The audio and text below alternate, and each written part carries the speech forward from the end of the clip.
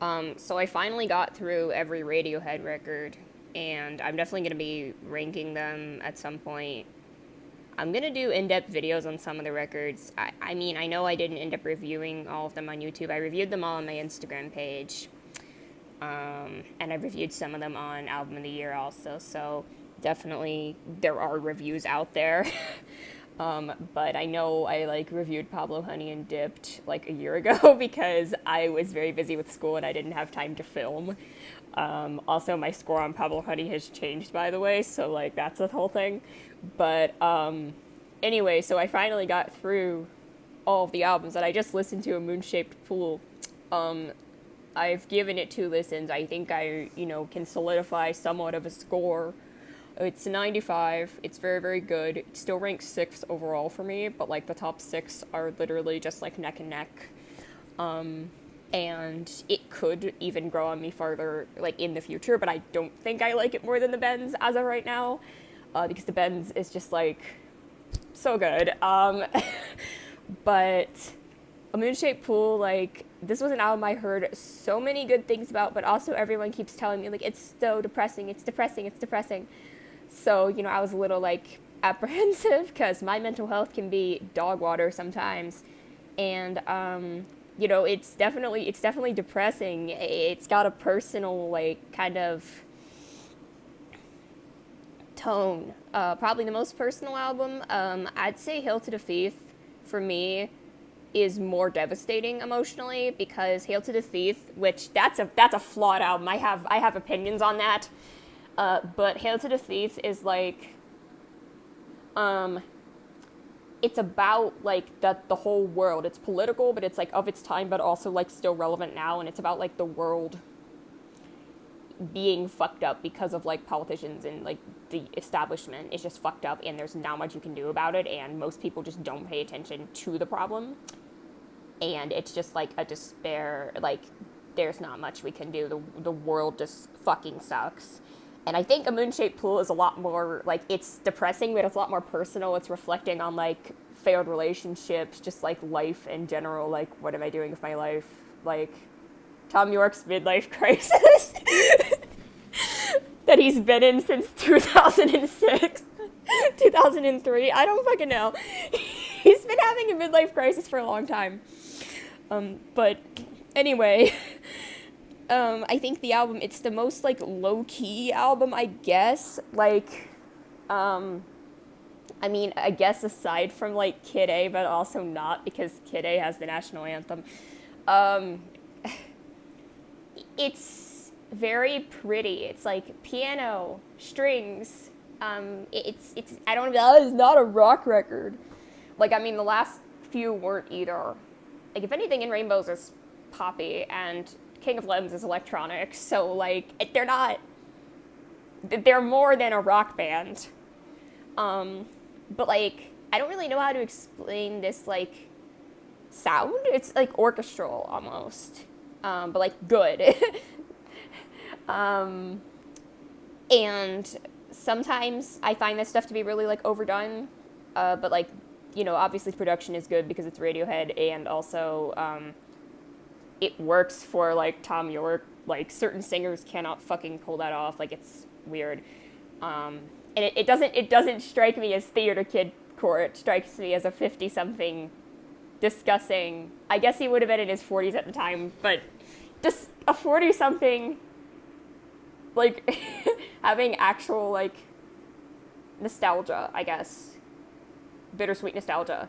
Versus an obnoxious-ass theater kid, which is how a lot of orchestral things sound to me.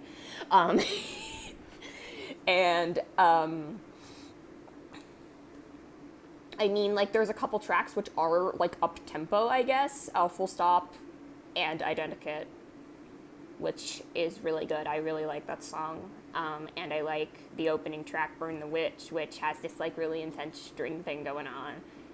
And there's also this, again, themes of, paranoia and isolation. It actually reminds me a lot, thematically of OK Computer, but, the same themes revisited 20 years later, by a much older and wiser person. That sounds, really weird. But, it's sound-wise, no. OK Computer is a lot, more of a rock album.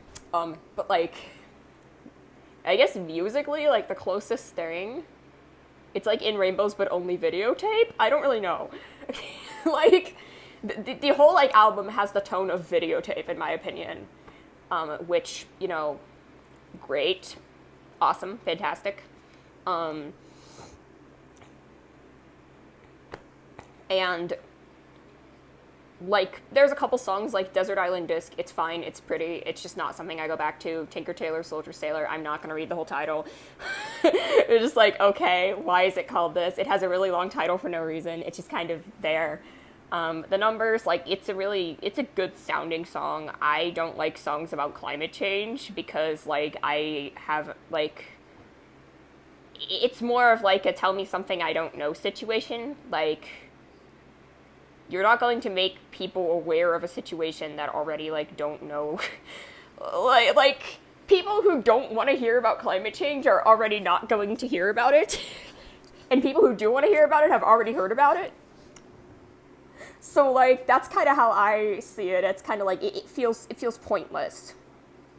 But, you know, if you take when you're taking the angle of, like, trying to tell people to, like, take action, it's like, yeah, vote, sure. Like, I don't, like,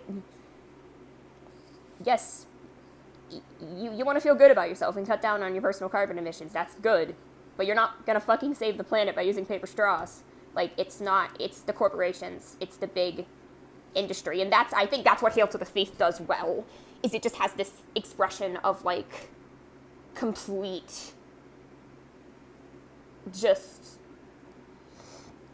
like, there is, the people that are in power are just so fucked up, and there's just not a lot you can do about it, and it's just like, very depressing. But generally, I mean, Moonshaped Pool is mostly about relationships. Glass Eyes, very pretty track. I related to it a lot. Like, the first verse is all about, like, just him going on a train and, like, freaking out because there's people, which is, like, fucking, like, sensory overload. That is, like, literally the description of sensory overload. I still think Tom York is probably not neurotypical. I don't want to, like, diagnose people, but that's, so yeah, definition of sensory overload, I can relate to it a lot. Again, holy shit, Daydreaming, like, that song, god damn, like, what the fuck did they inject into that shit? Like, that song is just, like, so fucking emotional. I love the piano, I love the, like, whole just, like, thing, and at the end, just the way the strings come in, it just, like, it's like, okay, we just ripped your heart out, now we're gonna, like, grab some scissors and just, like, psh, psh, psh. Like, that's a really bad description. And then there's Dex Dark. Fucking love Dex Dark. It's so good. Like, it's so fucking pretty. And True Love Waits as a closing track, just, holy shit. Like, that's a really old song that they, like, had not recorded for a long time. And finally recorded it. And I'm just like, Jesus Christ. Like, that is probably the most depressing. I put that in quotes because, like, it's a love song. Like, it's about a failed relationship. It's not depressing in the sense of, like, street spirit or something. Like, it's not, like, that depressing, but it's the tone of it, the way that it's, like, sounds, it's just so, like, soul-crushing. But, like, in a good way. Like, I don't really know how to explain. I just think it's an incredible listen, and I definitely recommend this album. I mean, obviously, I wouldn't start here. I'd still say start with the Bends. Or start with Pablo Honey if you really want to get the full scope. But Moonshaped Pool is actually really good. Like, I was a little skeptical because, I don't know, I'm like, orchestral stuff, I don't know how I feel about that. But it's actually great. I should have put my faith in Tom York and company. Like, I really should have done that. Also, like, Johnny Greenwood does film scores, so, like, I really should have trusted that this was going to be great, and it absolutely is. Definitely check it out.